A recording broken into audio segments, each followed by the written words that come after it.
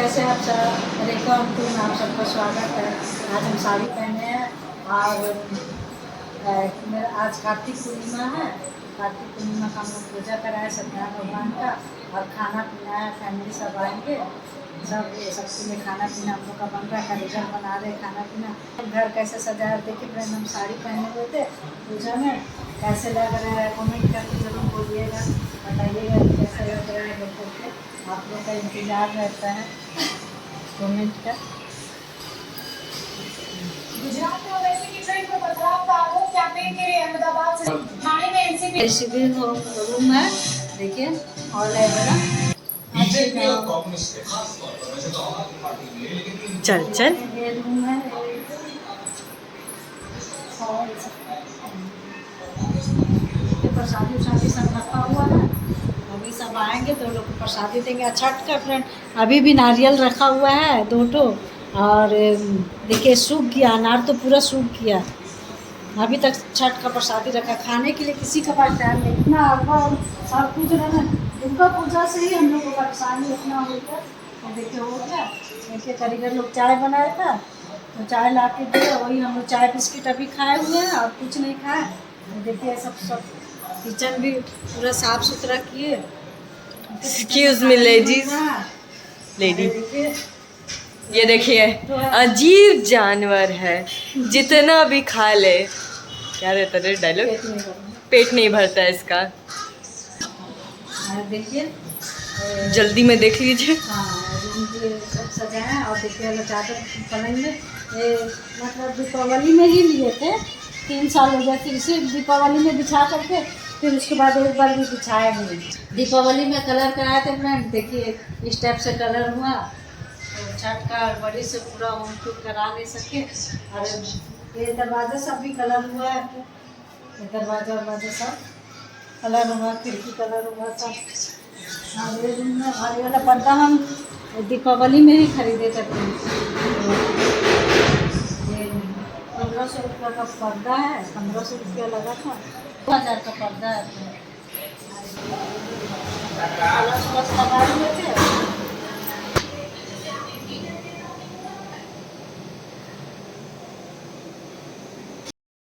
ऊपर जा रहे फ्रेंड, ऊपर चलिए देखते हैं। ऊपर में कारीगर लोग खाना बना रहे हैं। और ये वाला गमला खरीदे थे नया, खरीद के फूल गाछ खरीद के 200 रुपया लगा, 200 रुपया का। सीढ़ी पे आ रहे हैं। देखिए मिक्सर में मसाला, कारीगर लोग मसाला पीस रहा है। अरे देखिए खाना बन रहा है, आवाज़ सुनाई नहीं दे रहा होगा फ्रेंड। कारीगर सब खाना बना रहा है। कम से कम 50 आदमी का खाना बनेगा फ्रेंड। देखिए सब सामान सब रखा हुआ है, खाना बना। हाँ फ्रेंड, तुलसी गाछ में पूजा की थी, तुलसी विवाह, तो अभी तक चुन्नी उड़ाए हुए हैं। बाद में फिर इसका चुन्नी को बांध देंगे, उसी में करेंगे। खाना बना रहे हैं, पनीर वनीर है, फूल गोभी आलू का सब्जी है, पनीर का सब्जी है, और पुलाव पूड़ी और तड़का दाल है। सत्यनारायण भगवान का पूजा हुआ था फ्रेंड, दिया अभी तक जल रहा है। और मंदिर को तो आप देखे थे, मंदिर को आज हम सजाए थे। तो देखिए मंदिर देखिए फ्रेंड, माता रानी बैठाए थे फ्रेंड। इसीलिए हम बोले कि चलो उस समय अष्टमी का रोज, हम सप्तमी का रोज बैठाए थे तो भंडारा नहीं कर पाए, क्योंकि कोई आता नहीं। सब उसमें भुगता है 9 दिन, तो सब पूजा पाठ अपना घर में करता है तो कौन आता। इसीलिए हम बोले चलो पूर्णिमा का रोज करा देते हैं, भंडारा भी कर देंगे, सब कोई आके खा पी भी लेगा। देखिए फ्रेंड मेरा मंदिर देखिए, माता रानी को देखिए। मेरी माता रानी बहुत सुंदर है। राधे कृष्ण की पूजा के भोग लगाए थे, प्रसाद अभी तक हम प्रसाद उठाए भी नहीं हैं। जा रहे उठाने के लिए, प्रसाद भी उठा लेंगे। और नीचे अब चलिए, नीचे में आप मेरे वीडियो पे बने रहिएगा फ्रेंड। अच्छा लगे तो लाइक शेयर कीजिएगा। देखिए ये भी रूम, ऊपर वाला रूम है फ्रेंड। ऊपर वाला रूम में सब ऐसे किया हुआ है। पर रूम का तो आपको वीडियो दिखा ही दिए थे। दरवाज़ा बंद है, आईना है बड़ा सा। ये टीवी ख़राब है तो ला के रखे हुए हैं, बनाने के लिए कोई आ नहीं रहा है। मिस्त्री लोग कितना बुलाएं। और सब सामान सब इधर रखा हुआ है। गद्दा को देखो ना, नीचे रखते हैं।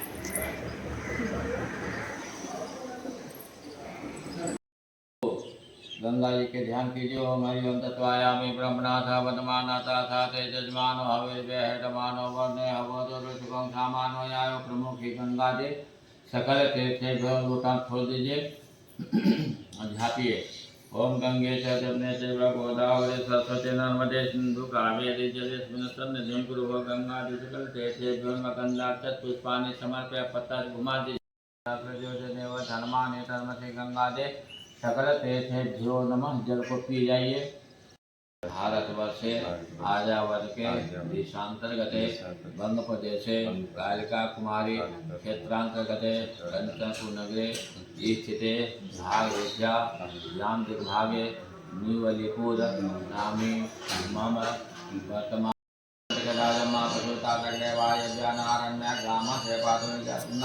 सर्वांगस्नानं जलं समर्पयामि शुद्धस्नानं समर्पयामि वस्त्रोपस्तं समर्पयामि।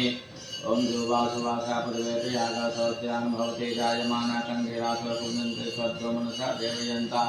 ओम यज्ञोपवीतं परमं पवित्रं प्रजापते जसजं पुरस्ताय स्वग्रमणिमुखं यज्ञोपवीतं परमं सुतेजः श्रीवाचले दे यज्ञोपदान्ते आत्मन्यं जलं समर्पयामि। श्रीमन्महागणाधिपतये नमः।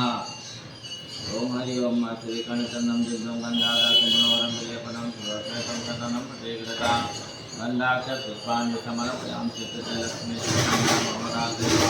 सत्राणि रूपं मय खाना सर्वलोकं मय खाना गन्धाक्षर पुष्पाणि समर्पयामि। श्रीमन्महागणाधिपतये नमः।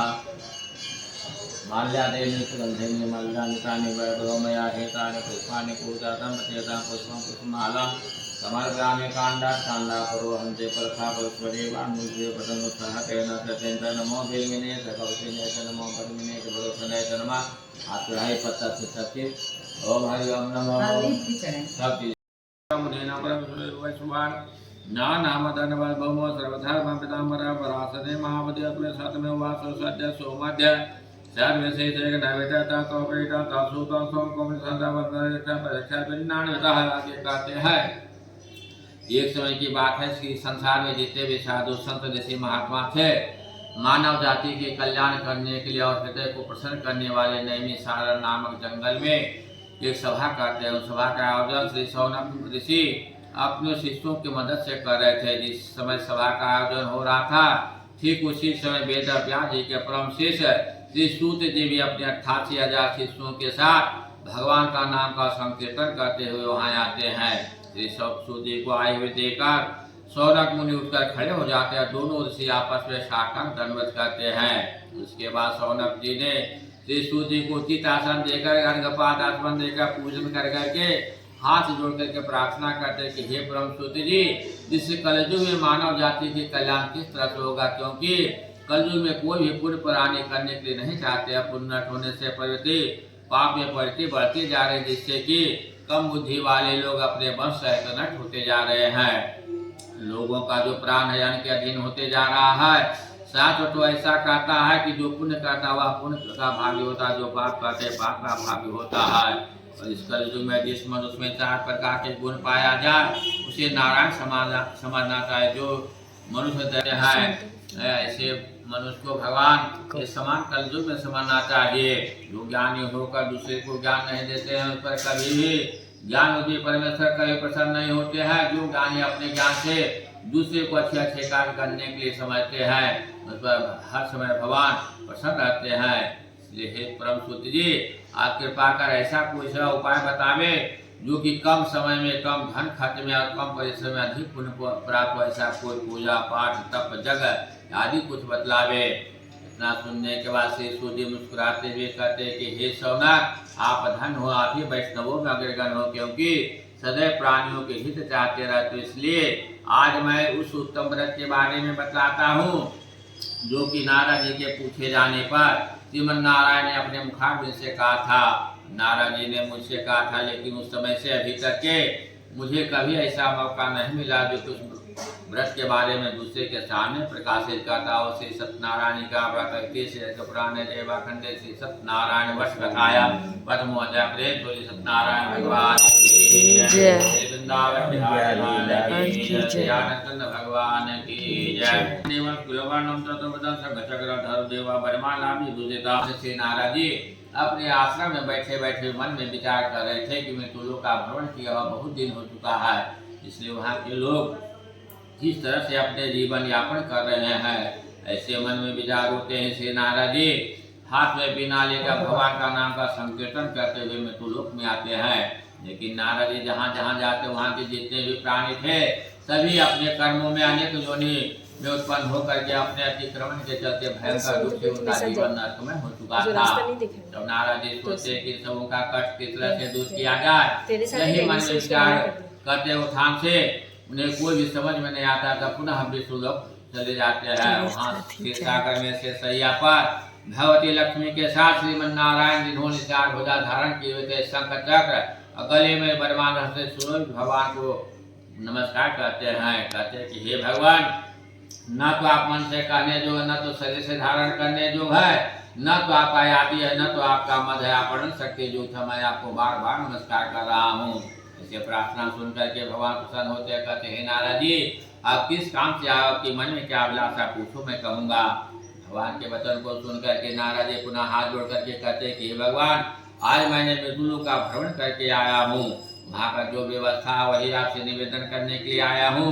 इतना सुनते हैं श्रीमन नारायण ने कहते कि हे नारद जी आज आपने बहुत अच्छा प्रण किया जिससे जग कल्याण हो जाता है। तो कहते हैं कि हे भगवान, उन लोगों का कैसा कौन सा उपाय से उन सबों का दुख जो है जो दूर हो सकता है, क्योंकि कलयुग में कोई भी प्राणी बड़ा पूजा पाठ जग अनुष्ठान नहीं करने के जाते। इसलिए मैं आपसे प्रार्थना करता हूँ सबों का कल्याण के लिए कोई छोटा सा ऐसा पूजा पाठ बतावे जिसे करने से सबों का कल्याण हो जाए। इतना सुनने के बाद श्री सत्यनारायण भगवान जी कहते हैं, विष्णु भगवान कहते हैं कि हे नारद, उन सबों का कल्याण करने के लिए तुम जा करके कहो सत्यनारायण जी का व्रत करे। उन्हें करने से जो मनुष्य जिस इच्छा से करेंगे उनका अवश्य इच्छा पूर्ण होगा, इसमें संशय करने की बात नहीं है। इतना सुनते श्री नारद जी पुनः हाथ जोड़ करके कहते हैं कि हे भगवान, यह सत्यनारायण के व्रत क्या है, इसका क्या विधि है, क्या विधान है, पहले कौन किया है, इसके बारे में जो कथा है मुझे विस्तार पूर्वक कहें। तो श्रीमन नारायण कहते हैं कि हे नारद, यह जो सत्यनारायण का व्रत है मेरा ही व्रत है। यह किसी भी मनुष्य किसी भी दिन सायंकाल के समय में अपने भाई बंधु को इकट्ठा करे और ब्राह्मणों को आदर निमंत्रण देकर के कहे कि हे विप्र, आज हमारे यहाँ भगवान नारायण की कथा चल करके हम लोग को कथा को श्रवण करावे। इसमें किसी भी प्रकार का प्रतिबंध नहीं। जब कभी इच्छा हो, चाहे सावन हो, भादो हो, चौथ हो, चतुर्दशी हो, अंधेरी हो, जोड़ी, कभी भी आपका इच्छा हो तो सायंकाल के समय में भगवान सत्यनारायण का व्रत करे। और व्रत करने से अगर हो सके तो रात में जागरण करे, भजन कीर्तन करे, नहीं तो श्रोतागण भगवान सत्यनारायण का प्रसाद को खाकर सत्यनारायण का ध्यान करता हुआ अपने अपने घर को जाएं।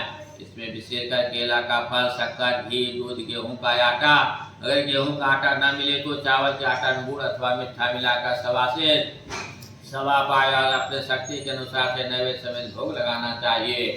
इतना सुनने के बाद नारद जी कहते कि हे भगवान, यह तो आपने विधि और विधान बतला देते, लेकिन इसे पहले कौन किया इसके बारे में जो कथा कृपा कर कहे। तो भगवान कहते कि हे नारद, एक समय की बात है कि काशी में बहुत गरीब सतानंद नाम का ब्राह्मण रहते थे। वह ब्राह्मण इतना गरीब था कि उसे भोजन प्राप्त नहीं होता था।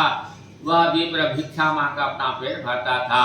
एक दिन की बात है, उसके दुख को देखकर स्वयं सत्यनारायण भगवान ब्राह्मण का रूप धारण के उसे सोते हुए रात्रि में मध्य रात्रि में आते हैं। कहते हैं हे विप्रदेव, कौन सा ऐसा कारण जो कि आप प्रत्येक दिन पृथ्वी पर इधर उधर घूमते रहते हैं, अगर आपकी इच्छा है तो कृपा कर मुझे बतावे।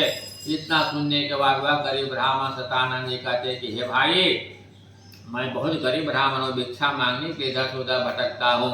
अगर कोई उपाय आप जानते हो तो कृपा कर मुझे छुटकारा दिलावे। ब्राह्मण के मुझे ऐसे वचन सुनकर सत्यनारायण रूपी ब्राह्मण कहते कि हे भाई, सभी दुख को दूर करने वाला, सभी मनोरथ को सिद्ध करने वाला, सभी प्रकार की सिद्धियां प्राप्त करने वाला तुम सत्यनारायण भगवान को उत्तम व्रत को करो। इतना कहकर सत्यनारायण भगवान का विधि विधान बतलाकर अंतर ध्यान हो जाते हैं। जब ब्राह्मण को नींद खुलती है तो किसी को नहीं पाकर व्याकुल हो जाता, फिर रात में नींद नहीं आती है। प्रातः काल उठ करके नित्य क्रिया से निमित्त होकर के अपने फिर भिक्षाटन के लिए चल पड़ते हैं। कुछ ही क्षण के बाद उसे अधिक धन प्राप्त होता है, जिससे वह प्रसन्न होकर सुंदर सुंदर केले का फल, शक्कर, घी, दूध, गेहूं का आटा सब कुछ सवाई लेकर अपने घर में आता है। फिर अपने भाई बंधु को इकट्ठा किया और सत्यनारायण भगवान के पूजन करता। उनके पूजन और प्रसाद से वह ब्राह्मण नगर में श्रेष्ठ ब्राह्मण कहलाने लगे। अंत में सतलोक हो जाते। पुराने सत्यनारायण भक्त कथाया द्वितीय अध्याय प्रेम थोड़े सत्यनारायण भगवान की जय, वृंदावन बिहारी लाल की जय, भगवान की जय।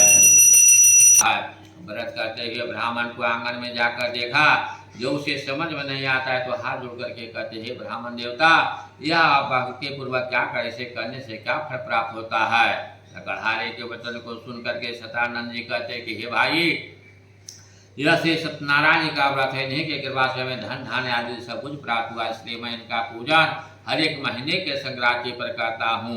इतना सुनने के बाद लकड़हारा प्रसन्न होता है। प्रसाद को खाकर जल को पीकर मन में संकल्प लेता कि आज लकड़ी बेचने से मुझे जो भी धन मिलेगा मैं भी भगवान सत्यनारायण जी के व्रत को अवश्य करूंगा। ऐसा विचार करके संकल्प लेकर के लकड़ी को माथे पर रखता है। जहाँ के धनिक लोग रहते थे, धनिक लोग रहते थे, उसी नगर में जाकर लकड़ी बिक्री करता है। और दिनों की अपेक्षा उतना ही लकड़ी में उस लकड़हारे को उस दिन दुगना धन मिलता है, जिससे कि वह प्रसन्न होकर सुंदर सुंदर केले का फल, शक्कर, घी, दूध, गेहूं का आटा और मीठा सब कुछ सवाई लेकर अपने घर आता है। फिर अपने भाई बंधुओं को इकट्ठा किया, ब्राह्मणों को आदर पूर्वक बुला करके कथा सुनता है। भगवान सत्यनारायण का पूजन एवं प्रसाद से वह लकड़हारा धन पुत्र से युक्त होकर इस लोक में शुभ होकर अंत में सतयुग हो जाता है। और भी आगे की कथा ध्यान देकर सुने पुराने रेवा खंडे सत्यनारायण वध कथा सत्यनारायण भगवान की जय। हे नारद, आशीष का मुख नाम का एक राजा था। वह राजा का प्रत्येक दिन का नियम था कि ब्रह्म मुहूर्त करके पूजन पाठ करके गरीबों एवं ब्राह्मणों को धन दान दिया करता था।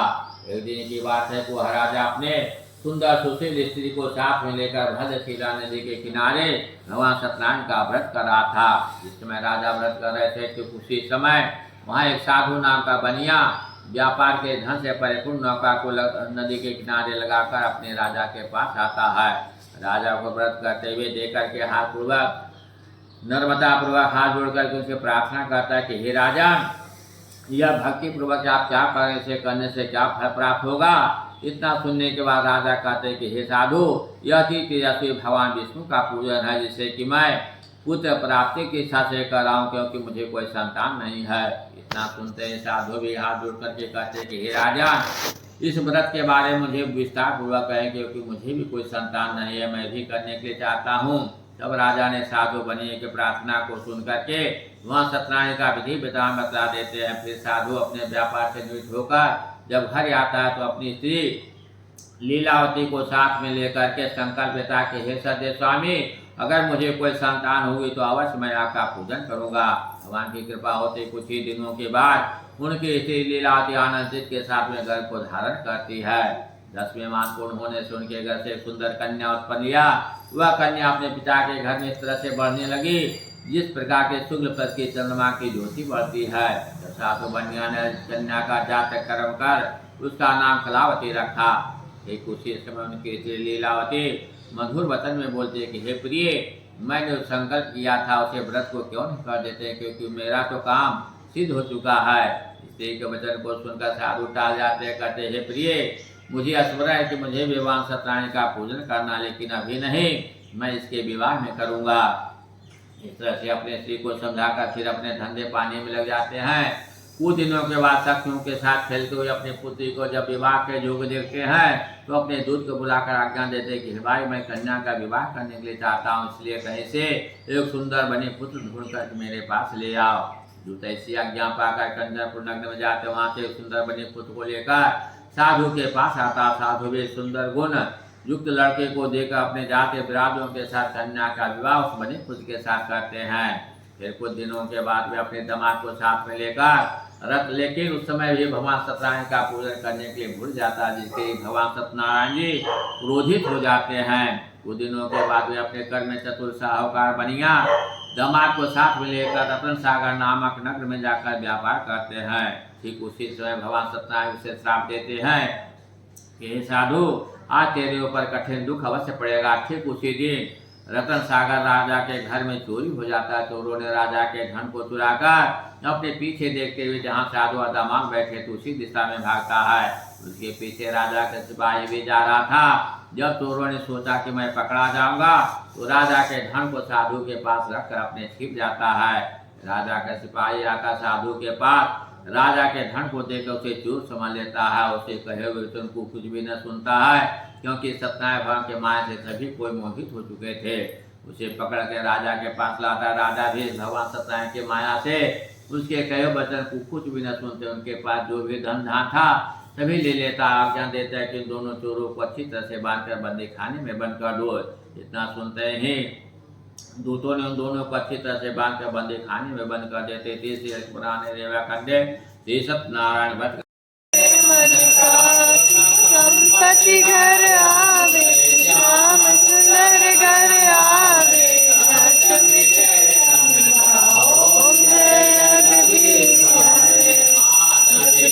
तुम मेरे शरण गौ मुझे, शरण गौ मुझे, तुम बिना न दूजा प्रभु बिना और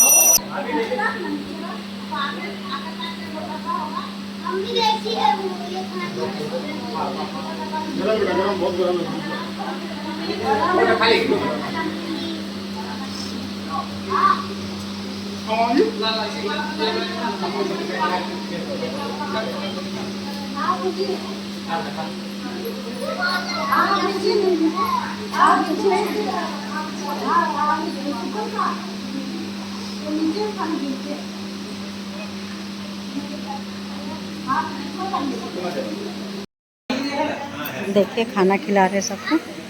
देखिए खाना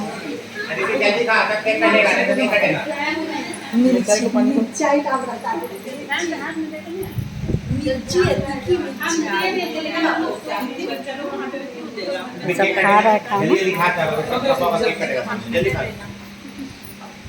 दीदी कहाँ गई है? ओ, हम आपको खोज रहे। दीदी कहाँ? जल्दी खा बेटा, केक कटेगा अभी, सफा वाला, जल्दी दिखा। सब कोई खा रहा है। अभी हम मेरे बहन लोग बचे हुए, अभी और आदमी लोग आएंगे।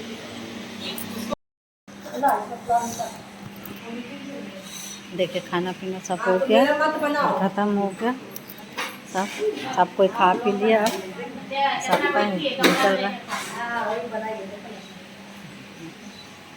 सब आधा जन चल भी गया। मेरा बहन पूरा लेके बैठी है खाने के लिए। अब फ्रेंड हाँ, अरे बाप रे बाप, कहाँ रखा था? पूरा खोज का है।